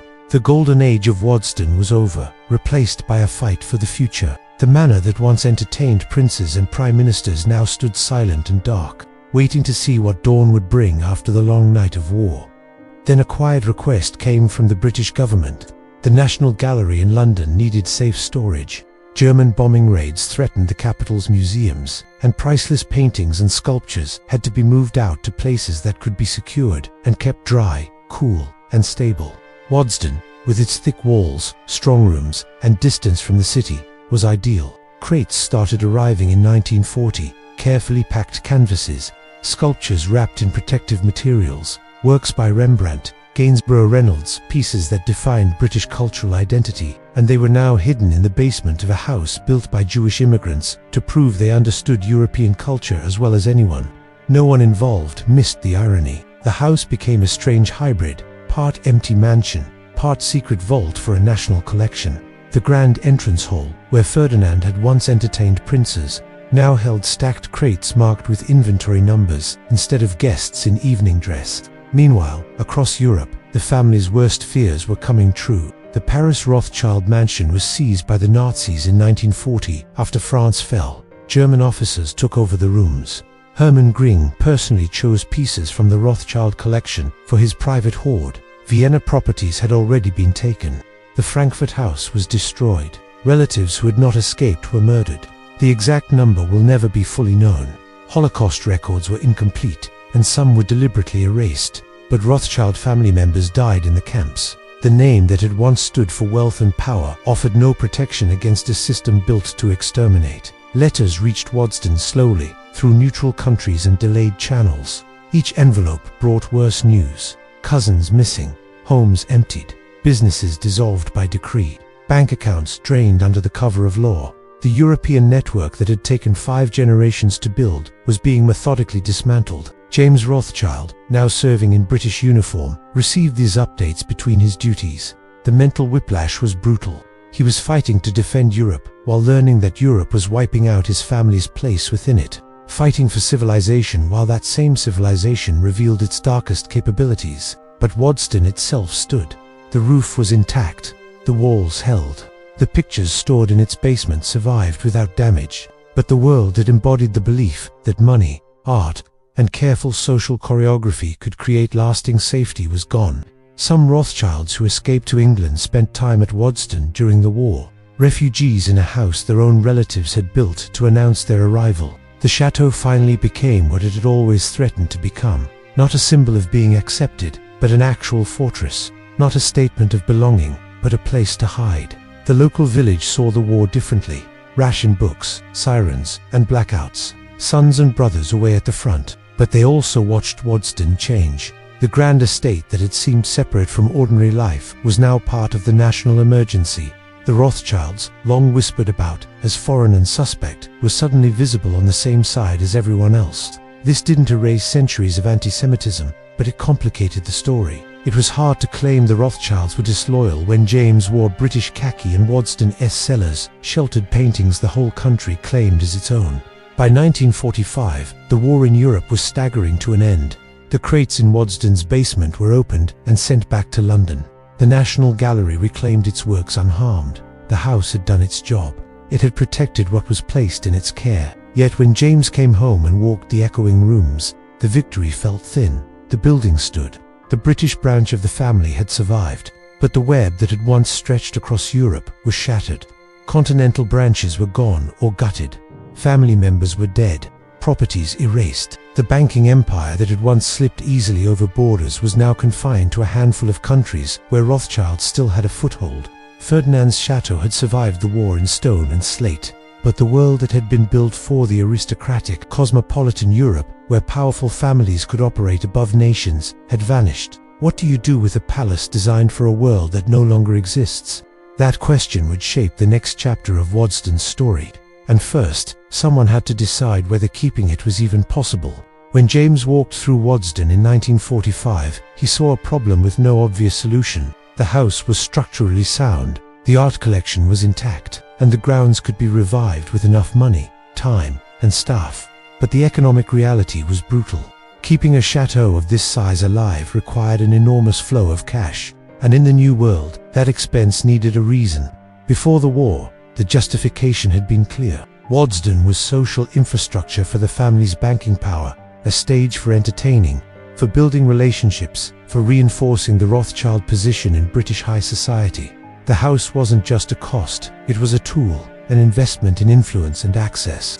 But post-war Britain was something else entirely. The aristocratic system Ferdinand had spent his life trying to break into was collapsing. Inheritance taxes and death duties were smashing landed estates across the country. Country houses were being stripped, abandoned, demolished, or handed over as schools, hospitals, and military colleges. The great weekend house parties were ending not because people had stopped wanting them, but because almost nobody could afford to host them. The Rothschild banking operations had survived, but in a reduced, reshaped form. The old European network was fractured. The need for a grand English estate to impress continental cousins and clients had largely vanished. Many of those cousins were dead or scattered. Those clients were now dealing with new institutions in a new financial order. On paper, the options for James de Rothschild were obvious. He could sell Waddesdon Manor, this magnificent but costly estate. He could find a wealthy buyer to take on the immense maintenance.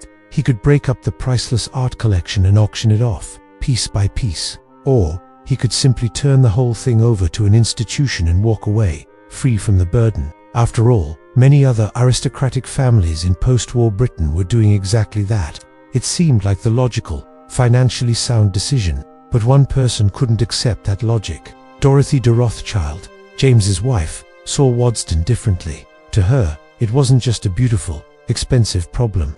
It was a document, written in stone and wood. It was a physical record of a unique moment in European history. It was a monument to what a Jewish banking family had built, and perhaps more importantly, what they had survived. It was evidence of both extraordinary success and profound vulnerability. To sell it or let it decay felt like tearing a vital chapter out of history itself. Yet, keeping it as a private family home was becoming completely unrealistic in the modern world. The world that had created Waddesdon was gone. So, they moved toward a solution that was, for its time, truly radical. They decided to collaborate with the National Trust, a British organization dedicated to preserving places of historic importance. The plan was to transform Waddesdon from a private palace into public heritage. Now, this wasn't a simple act of charity. The negotiations were long, detailed, and tough. The Rothschild family would keep certain rights and a powerful voice in how the estate was managed. The house and its grounds would be preserved to the highest possible standards, standards agreed upon by both parties. The core of the incredible art collection would remain together, on site, for everyone to see, and public access would be granted, but carefully controlled, ensuring the property was protected, even as people who would never have been invited in its heyday could finally walk through its opulent rooms. Agreeing to this meant admitting something that the manor's creator, Ferdinand de Rothschild, had spent his life resisting. It meant accepting that Waddesdon's greatest value now lay in its historical meaning, not its function as a private status symbol. It meant acknowledging that its significance went far beyond the family that built it. And it meant understanding that the surest way to save what Ferdinand had created was to surrender exclusive ownership of it. Sadly, James de Rothschild died in 1957, before this grand transition could be fully completed. It fell to Dorothy to carry the project forward. She finalized the formal arrangement with the National Trust, but the family's involvement didn't end there. They remained deeply involved in the management and even continued to add new, spectacular pieces to the collections. Waddesdon was reborn with a new identity. It was no longer a private residence performing a role of aristocratic belonging. It became a museum and a heritage site. At first, it cautiously began to acknowledge its layered history while preserving its breathtaking visual splendor. But true preservation, lasting preservation, demands honesty, and honesty meant asking questions that earlier generations had mostly avoided. What exactly was Ferdinand de Rothschild doing when he built this fantasy castle on a Buckinghamshire hilltop? How, specifically, was the money earned that paid for every single stone, every priceless painting? Where were the stories of the people who lived and worked downstairs, the servants whose constant, invisible labor made the illusion of effortless luxury possible? How did the pervasive antisemitism of the era shape the family's choices, their ambitions, and their fears? What compromises did they have to make to survive and thrive inside a social system that never truly accepted them? For decades after opening to the public, the official story of Waddesdon stayed on safe, comfortable ground. Tour guides talked about the French-inspired architecture, the provenance of the famous paintings, and the brilliance of Ferdinand's taste. Visitors would walk through the gilded rooms hearing about exquisite savors, porcelain, rare French furniture, and Renaissance portraits. Almost nothing was said about the complex lives lived within these walls, or about the political storms that were raging just outside the manicured gardens. It was beautiful history, comfortable history. It was a version of the past that allowed people to admire immense wealth and high culture without having to think too hard about how either was acquired or maintained.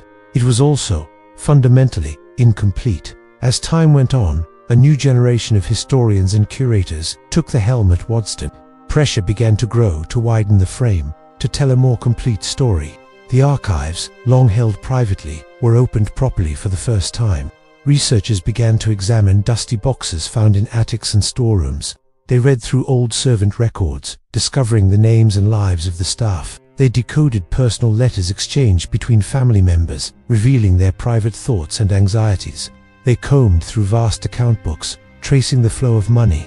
Slowly but surely, a different, more complex picture began to emerge. Ferdinand wasn't just a refined collector with an impeccable eye. He was a man marked by deep personal tragedy, illness, and grief. He was building Waddesdon as a kind of fortress against loss and social rejection. Those legendary weekend parties, which hosted princes and prime ministers, weren't just scenes of effortless elegance.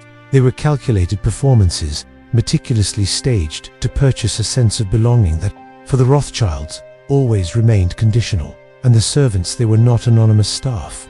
They were individuals with names, with their own hopes, and with sharply limited choices. They worked inside a rigid hierarchy that, however relatively kind their employers might have been, was built on the exploitation of their labor.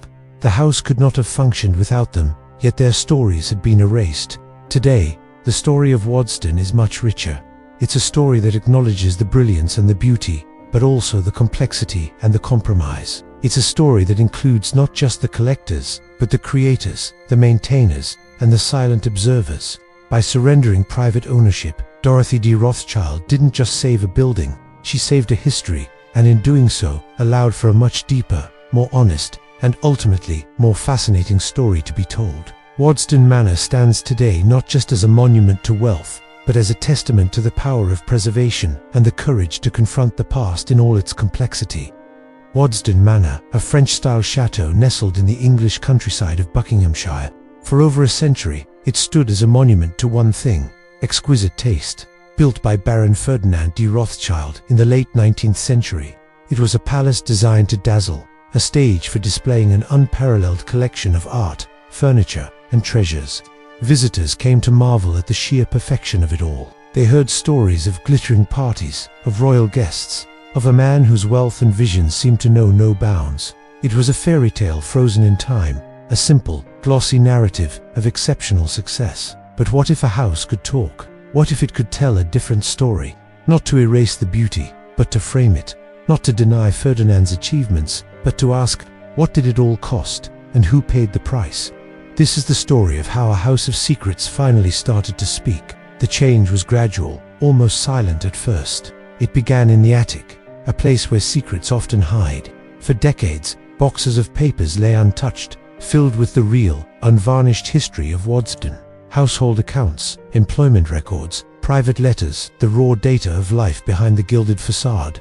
In the 1990s and 2000s, a new generation of curators and historians decided it was time to look inside those boxes. Systematically, they began to piece together a new picture of the manor, and what they found complicated every neat story ever told about it. Let's start with the people who are always present but rarely seen: the servants. Glossy guidebooks might mention skilled domestic staff, but the employment records gave them names, ages, wages. Hundreds of people worked at Waddesdon over the decades. Most stayed only a few years. Some were dismissed for reasons that ranged from understandable theft to the chillingly simple word, pregnancy, a reality that meant automatic termination for many women. The wage books were brutally precise. In the 1890s, a head housemaid might earn about £30 a year, a scullery maid just 12, the butler closer to 80. Now, for the time, these were competitive wages, even better than many other aristocratic estates. But context is everything. In those same account books, curators found that Ferdinand de Rothschild would routinely spend thousands of pounds on a single painting. In some years, the entire annual wage bill for every single person running the household came to less than the price of one major work of art. Seeing this laid out in columns of ink, the abstract idea of a class hierarchy became devastatingly concrete. The system wasn't just a part of the house was built on it. And then there were the letters. Private correspondence between family members exposed anxieties the public face of Waddesdon had always hidden. Here was Ferdinand himself, writing about his deep sense of isolation in England. He wrote about the casual, drawing-room antisemitism he encountered, even from people who were more than happy to dine at his magnificent table. He knew that no matter how perfect his house, how flawless his collections, a part of British society would always see him as foreign, as suspect. The castle on the hill was a fortress, but it couldn't protect him from prejudice. Later letters, from the interwar years, traced the family's rising fear as antisemitism grew across Europe. They discussed shifting assets, worried about cousins in Germany and Austria, and made careful calculations about how publicly Jewish to be. It was a constant balancing act, Be too visible, and you become a convenient target. Be too invisible, and you risk losing your identity, your community. These discoveries shattered the illusion of Waddesdon as a simple success story. They showed that even this immense, almost unimaginable wealth could not fully shield a Jewish family from the hatred of their era. They revealed that the performance of belonging, of being accepted, was a relentless, exhausting, and never-ending task. The perfect château, viewed from the long, winding drive, was far more fragile than it appeared.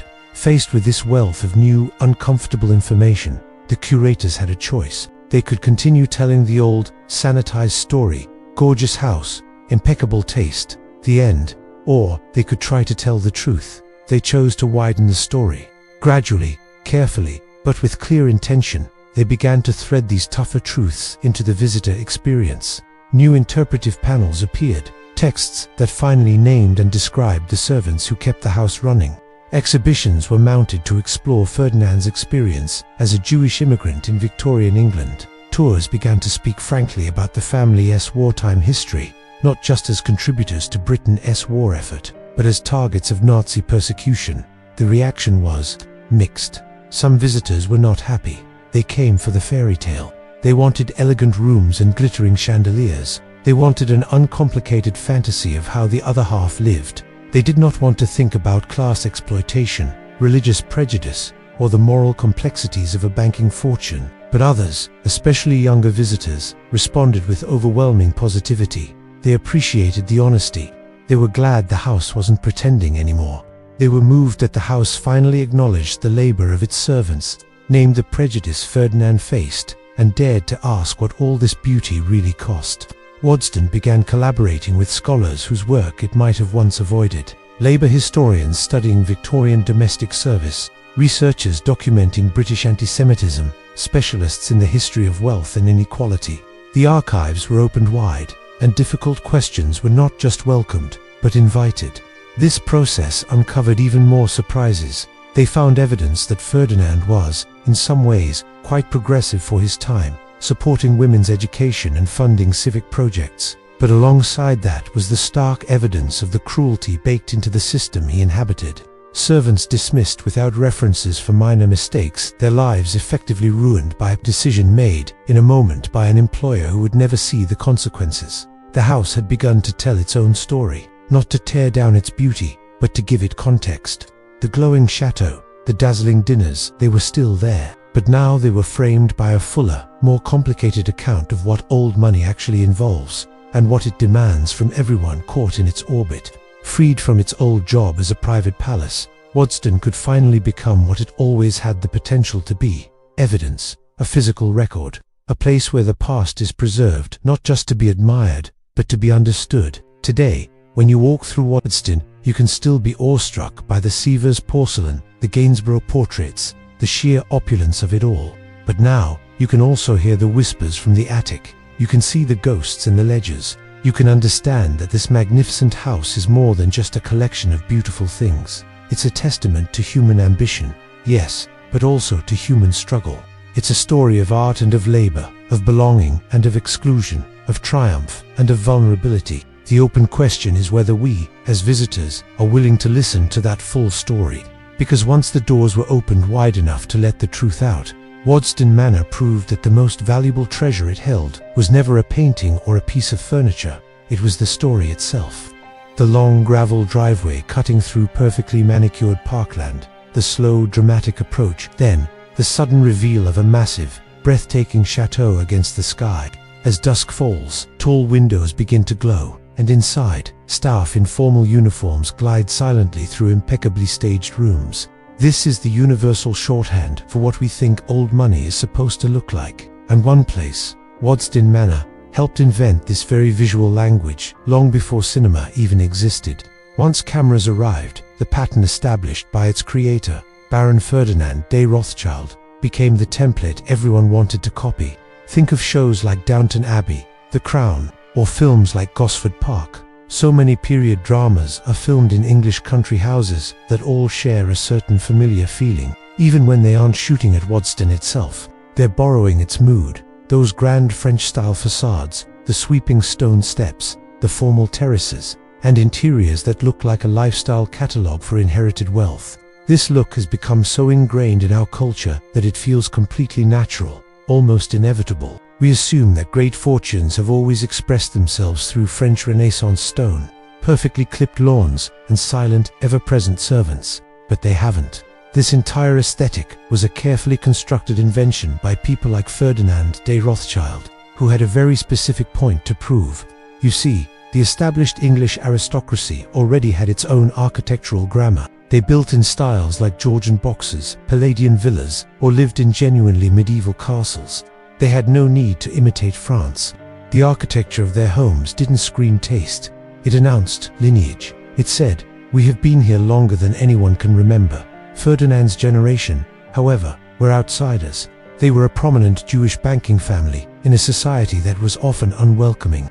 They couldn't make the same claims of ancient bloodline, so they made different claims. Instead of centuries of inheritance, they showcased a mastery of culture. Instead of proclaiming, "We have always been here," their message was, "We understand Europe better than you even realize." The French château style was the perfect vehicle for this message. Building a Loire Valley castle on an English hilltop declared, "I know the codes of civilization so well that I can literally lift them from their source and replant them here." And it worked. It worked so effectively that it became the global template for new money wanting to look like old money. American Gilded Age tycoons eagerly copied the playbook. The Vanderbilts built the Biltmore estate in North Carolina, even larger French chateau, intentionally modeled on the great houses of the Loire Valley. The Astors, the Rockefellers, and the other industrial fortunes all gravitated toward these European styles. Why? Because it screamed sophistication, not roof-entamble frontier money. They were doing exactly what Ferdinand had done decades earlier, using architecture as a resume, turning their buildings into credentials that announced, "This isn't just cash, this is culture." Today, Instagram and social media amplify this very same script. If you look at Waddesdon's official social media feeds, you'll see hundreds of thousands of people engaging with the same iconic set pieces. The geometric flower beds or parterres in their rich autumn colors, the magical glow of Christmas lights wrapped around ancient stone, the central fountain captured perfectly at blue hour. Every single image reinforces the aesthetic, whispering, "This is elegance, this is aspiration, this is what success should look like." But that's only half the story. Behind this flawless facade, a profound change has been taking place. For decades, Waddesdon was primarily a monument to taste, a celebration of beautiful objects. But a house is more than just its beautiful rooms. It's a place of history, and history is often messy. The story of Waddesdon, like the story of the Rothschild family who built it, is complex and, at times, morally ambiguous. The family's continued involvement meant that revealing the more difficult parts of their history required immense tact. This was, in a very real sense, their story.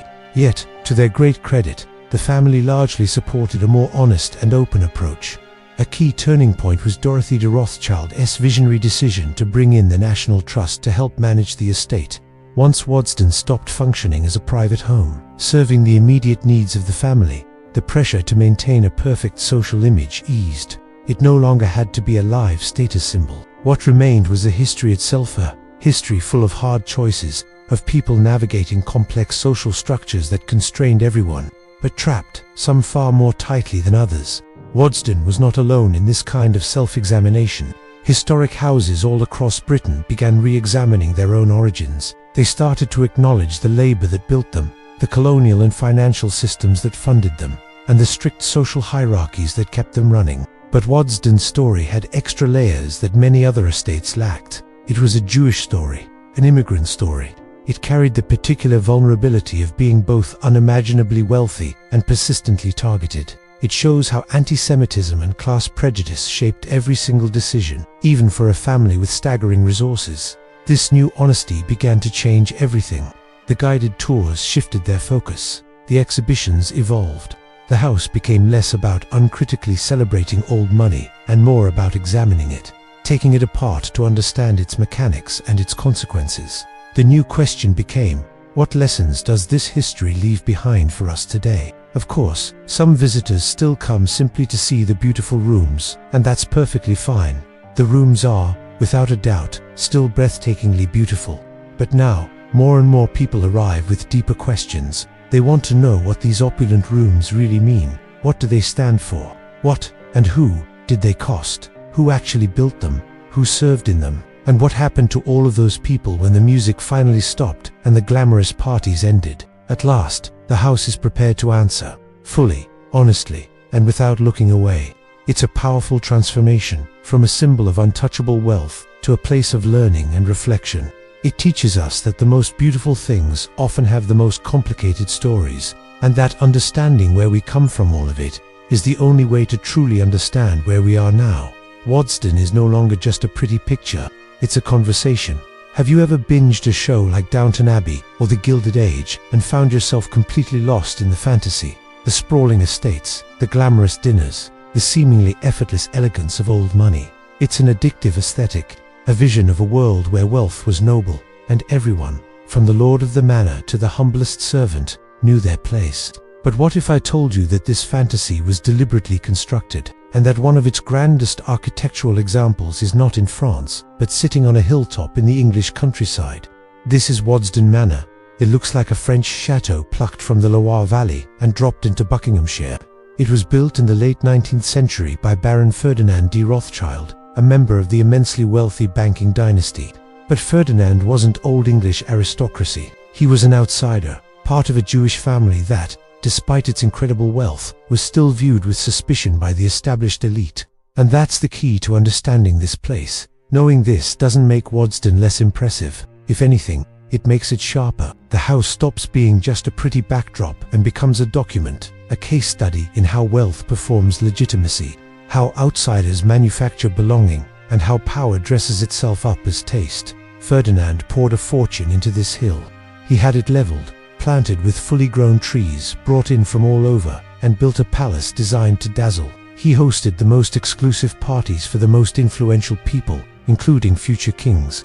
Every detail, from the priceless French furniture to the exquisite art, was a statement. It was a performance designed to say, I belong here, I am one of you. When we watch period dramas or tour houses like this, we're stepping straight into the fantasy Ferdinand helped create. The fantasy that says there was a time when the rich were gracious, the system worked, and wealth was clean and noble. But it never actually worked like that. Let's look behind the gilded curtain. We now have access to the ledgers, the letters, the staff records. The reality was far more complicated.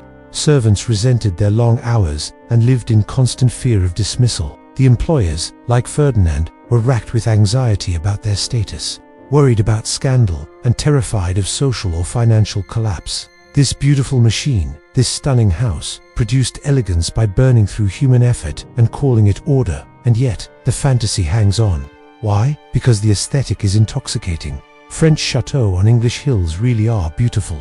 Candlelit dining rooms look incredible on camera. The idea that old money is inherently more refined than new money is comforting.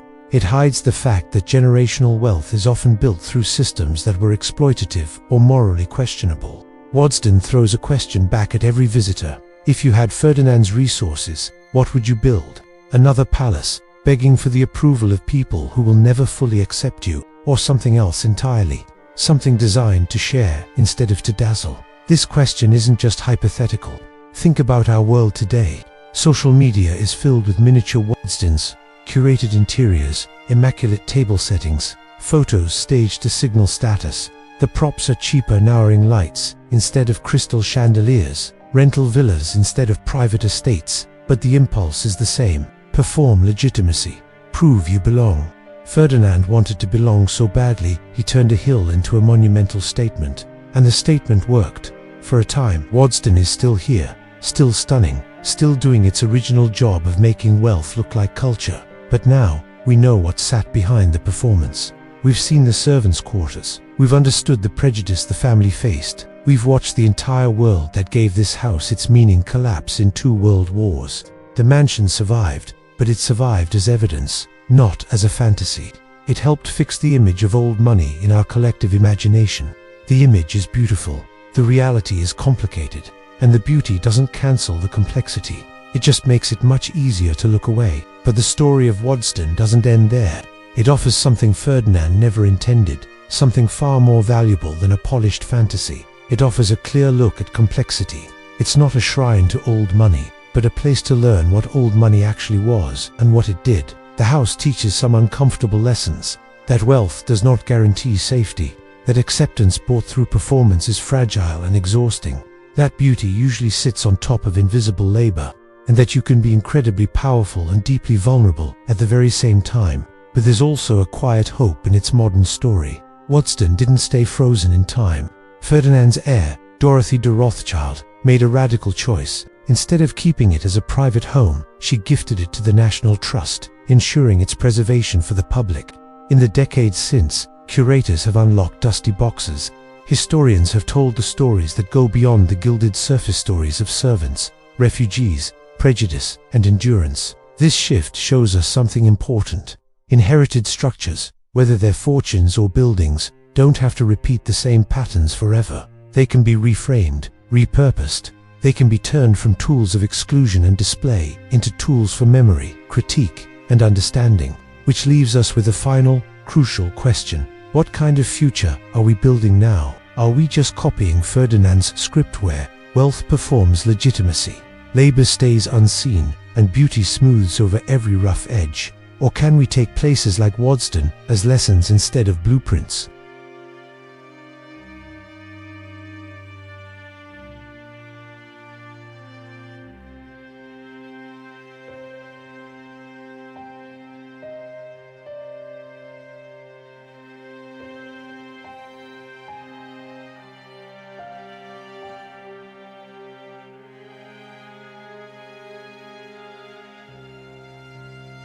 The full, messy, morally tangled, and deeply human story of what people build when they're afraid, what they sacrifice to keep it, and what our at remains when they are gone.